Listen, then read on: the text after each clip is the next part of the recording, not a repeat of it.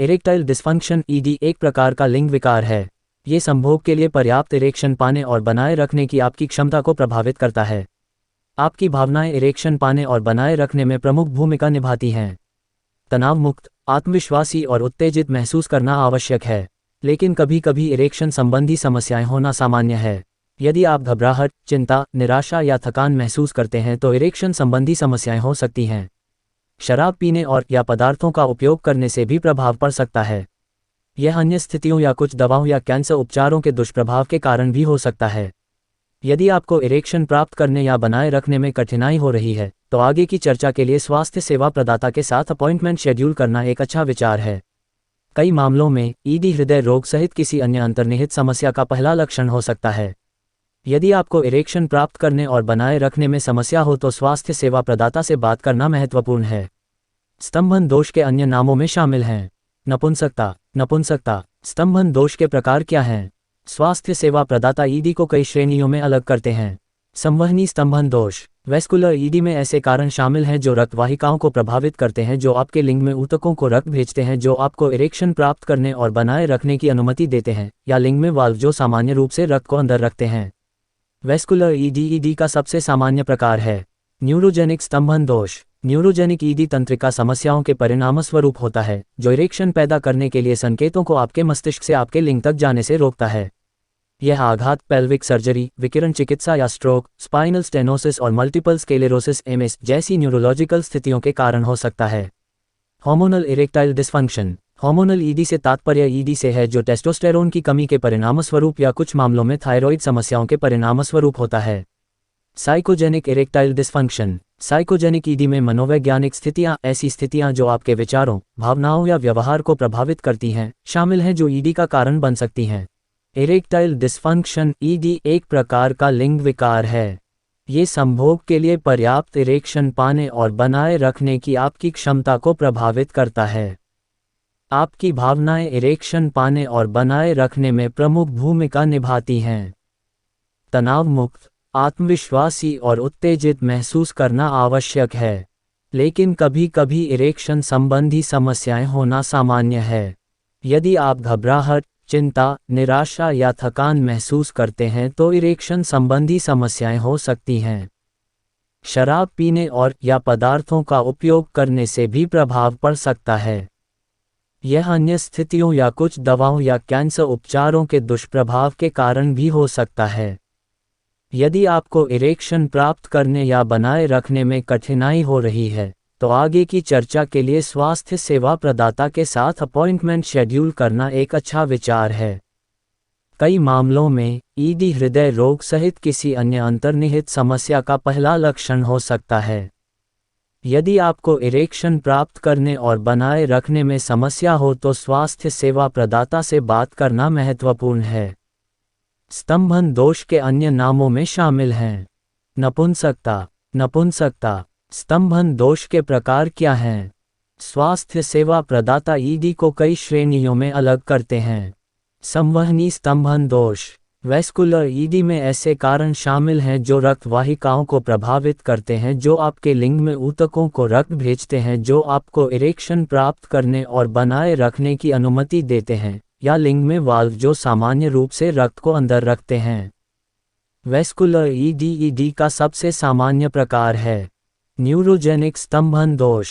Neurogenic ED तंत्रिका समस्याओं के परिणामस्वरूप होता है, जो इरेक्शन पैदा करने के लिए संकेतों को आपके मस्तिष्क से आपके लिंग तक जाने से रोकता है। यह आघात, पेल्विक सर्जरी, विकिरण चिकित्सा या स्ट्रोक, स्पाइनल स्टेनोसिस और मल्टीपल स्क्लेरोसिस एमएस जैसी न्यूरोलॉजिकल स्थितियों के कारण हो सकता है। Hormonal erectile dysfunction. Hormonal ED से तात्पर्य ईडी से है जो टेस्टोस्टेरोन की कमी के परिणामस्वरूप या कुछ मामलों में थायरॉइड समस्याओं के परिणामस्वरूप होता है। Psychogenic erectile dysfunction. Psychogenic ED में मनोवैज्ञानिक स्थितियां, ऐसी स्थितियां जो आपके विचारों, भावनाओं या व्यवहार को प्रभावित करती हैं, शामिल हैं जो ईडी का कारण बन सकती हैं। स्तंभन दोष का क्या कारण है? ईडी के कई संभावित कारण हैं, जिनमें ऐसी स्थितियां भी शामिल हैं जो आपको प्रभावित करती हैं। संचार प्रणाली। आपके परिसंचरण तंत्र में रक्त वाहिकाएं शामिल होती हैं जो आपके पूरे शरीर में रक्त ले जाती हैं। आपके लिंग को खड़ा होने और स्तंभन बनाए रखने के लिए पर्याप्त रक्त प्रवाह की आवश्यकता होती है। आपका लिंग रक्त से भर जाने पर बंद होने के लिए वाल्वों की एक श्रृंखला पर भी निर्भर करता है। कुछ मामलों में ये वाल्व वैसे ही काम करना बंद कर देते हैं जैसे उन्हें करना चाहिए। तंत्रिका तंत्र। आपके तंत्रिका तंत्र में आपका मस्तिष्क, रीढ़ की हड्डी और तंत्रिकाएं शामिल हैं। वे विद्युत आवेग भेजने के लिए एक साथ काम करते हैं जो आपके लिंग सहित आपके शरीर को हिलने और महसूस करने में मदद करते हैं। अंतःस्रावी प्रणाली। आपके अंतःस्रावी तंत्र में वे ग्रंथियां शामिल होती हैं जो हार्मोन बनाती और छोड़ती हैं। हार्मोन आपके शरीर को कुछ कार्य करने के लिए कहने में मदद करते हैं। टेस्टोस्टेरोन आपकी रक्त वाहिकाओं को खोलने वासोडिलेट में मदद कर सकता है, जो आपके लिंग में रक्त के प्रवाह में मदद करता है।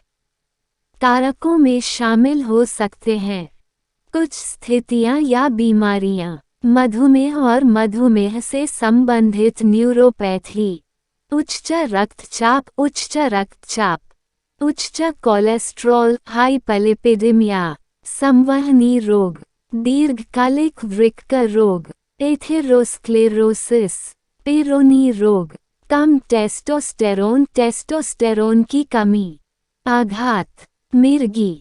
आपके लिंग और आसपास के क्षेत्रों में चोटें, आघात भी ईडी का कारण बन सकती हैं। वे सम्मिलित करते हैं पेनाइल फ्रैक्चर। आपकी श्रोणि हड्डियों, कूल्हे की हड्डियां, त्रिकास्थी और टैलबोन, मूत्राशय, प्रोस्टेट और रीढ़ की हड्डी में चोटें। पेल्विक सर्जरी, जिसमें प्रोस्टेट, कोलन या मूत्राशय कैंसर सर्जरी शामिल है। विकिरण चिकित्सा। कुछ दवाएं। स्तंभन दोष कई चिकित्सकीय दवाओं का एक आम दुष्प्रभाव है। सामान्य दवाएं जो ईडी को संभावित दुष्प्रभाव के रूप में सूचीबद्ध करती हैं उनमें शामिल हैं अवसादरोधक, चिंतारोधी औषधियाँ, चिंताजनक औषधियाँ, रक्तचाप की दवाएं, मूत्रल, एंटीहिस्टामाइन्स, कीमोथेरेपी दवाएं, पार्किंसंस रोग की दवाएं, प्रोस्टेट कैंसर की दवाएं, अतालतारोधी, शामक, मांसपेशियों को आराम देने वाले, जब्ती-रोधी दवाएं। अन्य पदार्थ। जिन पदार्थों में लत लगने की संभावना होती है वे ईडी का कारण बन सकते हैं, जिनमें शामिल हैं शराब, amphetamine, barbiturates, cocaine, marijuana, methadone, nicotine, opioids. ये पदार्थ आपके केंद्रीय तंत्रिका तंत्र को प्रभावित और दबा सकते हैं।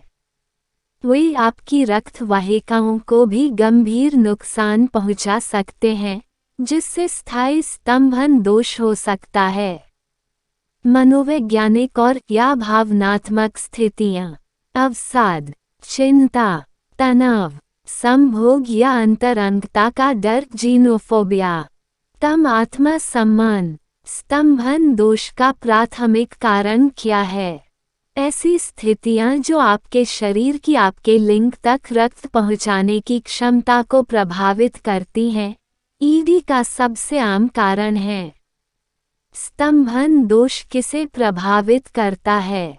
आपको ईडी होने का अधिक जोखिम हो सकता है यदि आप 40 या उससे अधिक उम्र के हैं, मधुमेह है, बॉडी मास इंडेक्स BMI 25 से अधिक हो, अवसाद है, शारीरिक रूप से निष्क्रिय हैं, यदि आप लोग उपरोक्त बीमारियों से काफ़ी परेशान हैं तो आप PK Krishna health care centre Arjanipur Basti UP के टोल फ्री नंबर 9839447159 पर संपर्क कर इस बीमारी से पूरा निजात पा सकते हैं और अपना सफल इलाज करा सकते हैं। यहाँ पर HRA डिजिटल चेकअप मशीन से जांच की सुविधा, अन्य चेकअप सुविधाएं उपलब्ध हैं। यहाँ पर आयुर्वेद तथा एलोपैथ कॉम्बिनेशन ट्रीटमेंट किया जाता है। यहाँ पर परामर्श शुल्क है। निदान और परीक्षण। स्तंभन दोष का निदान कैसे किया जाता है? एक स्वास्थ्य सेवा प्रदाता ED का निदान कर सकता है और इसका कारण निर्धारित कर सकता है। वे आपके मेडिकल इतिहास की समीक्षा करेंगे और शारीरिक परीक्षण करेंगे। वे आपसे आपके व्यक्तिगत और यौन इतिहास के बारे में भी प्रश्न पूछेंगे। ये प्रश्न आपको शर्मिंदा या अजीब महसूस करा सकते हैं, लेकिन कारण का तुरंत पता लगाने के लिए प्रदाता के साथ ईमानदार होना महत्वपूर्ण है। प्रश्नों में शामिल हो सकते हैं: क्या आप वर्तमान में डॉक्टरी दवाओं, ओवर द काउंटर दवाओं, हर्बल सप्लीमेंट, आहार अनुपूरक और गैर चिकित्सीय दवाओं सहित कोई दवा ले रहे हैं? क्या किसी स्वास्थ्य सेवा प्रदाता ने कभी आपको अवसाद या चिंता का निदान किया है? क्या आप अक्सर तनाव महसूस करते हैं? क्या आप रिश्ते में किसी समस्या का सामना कर रहे हैं? आप कितनी बार इरेक्शन प्राप्त करने में सक्षम हैं? आपका इरेक्शन कितना कठिन है? आप कितने समय तक इरेक्शन बनाए रखने में सक्षम हैं? क्या आप अपना इरेक्शन खो देते हैं क्योंकि आप अपनी इच्छा से जल्दी स्खलित हो जाते हैं? आपने पहली बार स्तंभन दोष के लक्षण कब देखे थे? जब आप में पहली बार स्तंभन दोष के लक्षण दिखे तो वास्तव में क्या हुआ? क्या आपको रात में या सुबह के दौरान इरेक्शन का अनुभव हुआ था? आप नियमित रूप से किन यौन स्थितियों में संलग्न रहते हैं? प्रदाता आपके यौन साथी से बात करने के लिए भी कह सकता है। आपका साथी संभावित कारणों पर अतिरिक्त जानकारी देने में सक्षम हो सकता है। प्रदाता उनके निदान की पुष्टि करने और आपके ED का कारण निर्धारित करने के लिए परीक्षण का आदेश दे सकता है। स्तंभन दोष का निदान करने के लिए कौन से परीक्षण किए जाएंगे? यह इस बात पर निर्भर करता है कि आपके स्वास्थ्य सेवा प्रदाता को संदेह है कि स्तंभन दोष का कारण क्या है। आपका प्रदाता आदेश दे सकता है: रक्त परीक्षण, पूर्ण रक्त गणना CBC, lipid panel, liver function परीक्षण, गुर्दा समारोह परीक्षण, थायराइड परीक्षण, टेस्टोस्टेरोन परीक्षण, यूरिनालिसिस मूत्र परीक्षण, पेनाइल डॉपलर अल्ट्रासाउंड परीक्षण जो मापते हैं कि क्या आपके लिंग की नसें कंपन पेनाइल बायोथेसियोमेट्री पर प्रतिक्रिया करती हैं। दवाएं जो अस्थायी रूप से आपके लिंग को खड़ा कर देती हैं, वासोएक्टिव इंजेक्शन, चुंबकीय अनुनाद एंजियोग्राम MRA। परीक्षण से पहले आपका प्रदाता बताएगा कि परीक्षण में क्या शामिल है और आपके किसी भी प्रश्न का उत्तर देगा। यदि आप सहज महसूस नहीं करते हैं तो आप किसी भी समय परीक्षण न कराने का निर्णय ले सकते हैं। प्रबंधन एवं उपचार। स्तंभन दोष को ठीक करने का सबसे अच्छा तरीका क्या है? स्तंभन दोष के इलाज में पहला कदम अंतर्निहित कारण की पहचान करना है।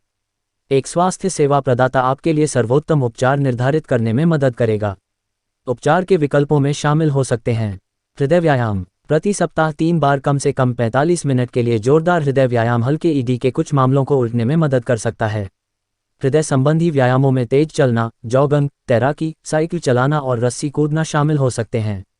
धूम्रपान छोड़ना, हल्के ED वाले पुरुषों के लिए धूम्रपान छोड़ने से कई महीनों के बाद सुधार हो सकता है। एक सेक्स थेरेपिस्ट से बात हो रही है। मौखिक दवाएं जो आपके लिंग में रक्त के प्रवाह को बढ़ाने में मदद करती हैं, जिनमें सिल्डेनाफिल, वियाग्रा पंजीकृत व्यापार चिन्ह, वार्डनफिल, लेविट्रा पंजीकृत व्यापार चिन्ह, टेडालाफिल, सियालिस पंजीकृत व्यापार चिन्ह या एवेनाफिल, स्टैंड्रा पंजीकृत व्यापार चिन्ह शामिल हैं। मौखिक दवाएं 1 घंटे के भीतर काम करना शुरू कर देती हैं। Penile low intensity focused shockwave therapy लिस्वत। ये गैर आक्रामक उपचार ध्वनि तरंगों का उपयोग करके रक्त प्रवाह में सुधार करता है। सुधार दिखने में 2 महीने लग सकते हैं। इरेक्शन पैदा करने के लिए आप जिन दवाओं को सीधे अपने लिंग में इंजेक्ट करते हैं, उनमें एल्प्रोस्टेडिल कैवेजेक्ट पंजीकृत व्यापार चिन्ह, पेपावेरिन, पापाकॉन पंजीकृत व्यापार चिन्ह, फेंटोलामाइन, रेजिटाइन पंजीकृत व्यापार चिन्ह या कई दवाओं का संयोजन शामिल है। इंजेक्शन वाली दवाएं 10 मिनट के भीतर काम करना शुरू कर देती हैं। वैक्यूम संकुचन उपकरण लिंग पंप। लिंग पंप लगभग तुरंत ही काम करना शुरू कर देते हैं। टेस्टोस्टेरोन रिप्लेसमेंट थेरेपी, जो जेल, इंजेक्शन, पैच और छर्रों के रूप में उपलब्ध है। टेस्टोस्टेरोन रिप्लेसमेंट थेरेपी 4 सप्ताह के भीतर काम करना शुरू कर देती है। शिशन प्रत्यारोपण प्रक्रिया। पेनाइल इम्प्लांट एक ऐसी प्रक्रिया है जिसमें एक सर्जन आपके लिंग को सख्त बनाने के लिए उसमें एक उपकरण लगाता है। यह उपकरण संवेदना, पेशाब या कामोत्तेजना को प्रभावित नहीं करता है। क्या ऐड अपने आप चली जाएगी? आपकी जीवनशैली में बदलाव या किसी प्रकार के उपचार के बिना ईडी अपने आप ठीक नहीं होगा।